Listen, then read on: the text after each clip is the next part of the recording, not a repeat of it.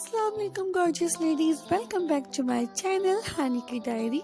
आज हम बना रहे हैं कोरियन किमची, और अगर इसे सादे अल्फाजों में बताऊं तो हम बना रहे हैं बंद गोभी का अचार। किमची बनाने के लिए हमें एक बड़े साइज की बंद गोभी चाहिए होगी, जिसे हमें कट कर लेना है लंबा लंबा। सब्सक्राइब करिए हानी की डायरी को और प्रेस करिए बेल आइकन को, ताकि आने वाली नई वीडियोस आपको सबसे पहले मिले और आपसे कोई भी वीडियो मिस ना हो। अब हमें यहाँ पर एक बाउल लिया है बड़ा सा, इसके अंदर मैंने तकरीबन 1 लीटर पानी ले लिया है, और अब मैं इसके अंदर डाल दूंगी 2 टेबल स्पून सॉल्ट, यानी 2 चम्मच भरकर नमक। इसको मिक्स कर लेंगे अच्छी तरह से। और बंद गोभी को मैंने काट लिया था लंबा लंबा, तो बंद गोभी मैं इसके अंदर ऐड कर दूंगी। वैसे तो कोरियन किमची कोरियन कैबेज से ही बनती है, यानी चाइनीज कैबेज से, लेकिन हम क्योंकि इसे अपने मुल्क में बना रहे हैं, इसलिए हमारे यहाँ जो कैबेज मिलती है हम उसी से किमची को रेडी करेंगे। यहाँ पर हमें बंद गोभी को इसके अंदर डाल के इसके सारे लीव्स को अलहदा कर लेना है, सेपरेट कर लेना है, खोल लेना है, और तकरीबन 2 घंटे के लिए इसको इस नमक वाले पानी में भिगो कर रखना है। तो जब 2 घंटे हम इसको भिगो कर रखेंगे नमक वाले पानी में, तो इससे क्या होगा कि ये काफी सॉफ्ट हो जाएगी, और जो एक कड़कपन है इसका वो कम हो जाएगा।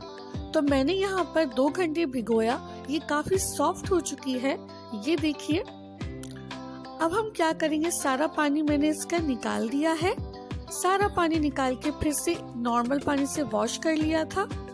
अब यहाँ पर हम इसका मसाला रेडी करेंगे, किमची का पेस्ट रेडी करेंगे, जो कि बहुत ही स्पाइसी होता है, जिसके लिए मैंने यहाँ पर तमाम इंग्रेडिएंट्स ले लिए हैं। तो इस प्लेट में हम पहले पेस्ट को रेडी कर लेंगे, जिसके लिए 2 टेबल स्पून लाल मिर्च का पाउडर लिया है, 1 टेबल स्पून कश्मीरी लाल मिर्च का पाउडर लिया है, 2 टीस्पून चीनी ली है, और 1 टीस्पून या हस्बे जायका नमक लिया है।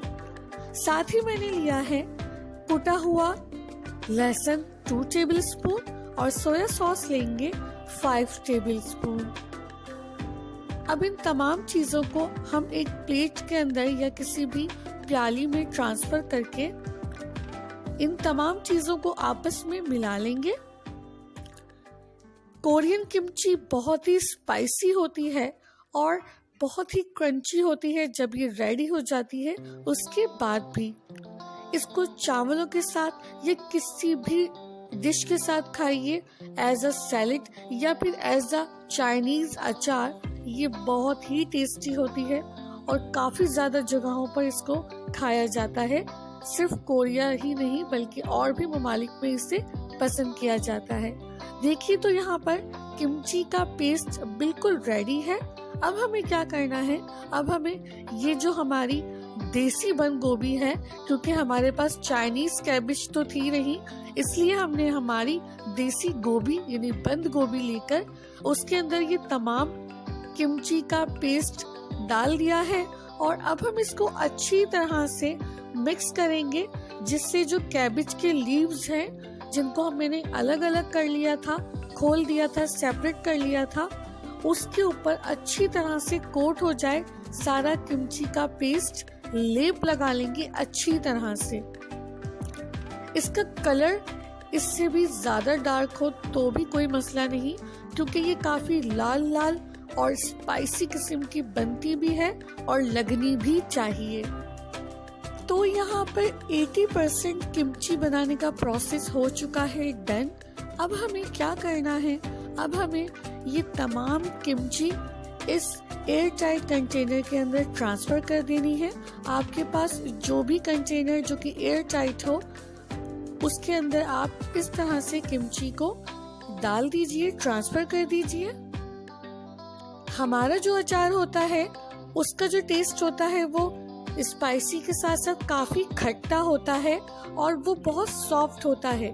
लेकिन ये जो कोरियन किमची है, यानी ये इनके हमारे हिसाब से तो अचार ही है, लेकिन ये जो किमची होती है ये सिर्फ और सिर्फ स्पाइसी होती है और ये बनने के बाद भी सॉफ्ट होने के साथ साथ ज्यादा क्रंची होती है, जो कि बहुत ही मजे की लगती है जब आप इसको किसी भी चीज के साथ खाते हैं। तो कोरिया में तो इसे बहुत ही पसंद किया जाता है। इवन जो लोग चाइनीज फूड के शौकीन हैं वो भी किमची को बहुत ही पसंद करते हैं, क्योंकि ये काफी स्पाइसी और बहुत ही क्रंची होती है जब आप इसका बाइट लेते हैं। जैसे कि मैंने कहा कि अभी सिर्फ 80% प्रोसेस कंप्लीट हुआ है।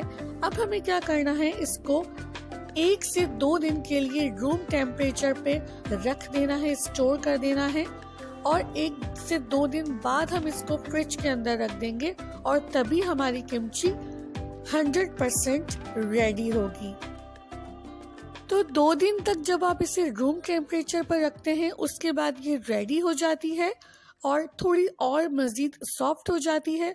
जो भी फ्लेवर्स और स्पाइसेस हैं वो तमाम कैबेज के अंदर एब्जॉर्ब हो जाते हैं, बहुत ही नाइस स्मेल आती है। उसके बाद आप इसको फ्रिज में रख दीजिए और जब आपका जी चाहे जब खाइए। इसको 1 से 2 महीने के लिए फ्रिज में स्टोर करके रख सकते हैं और हर चीज के साथ, चावल, नूडल्स, आप घर में जो भी पकाते हैं उसके साथ इसको खाइए, as a salad, as a अचार।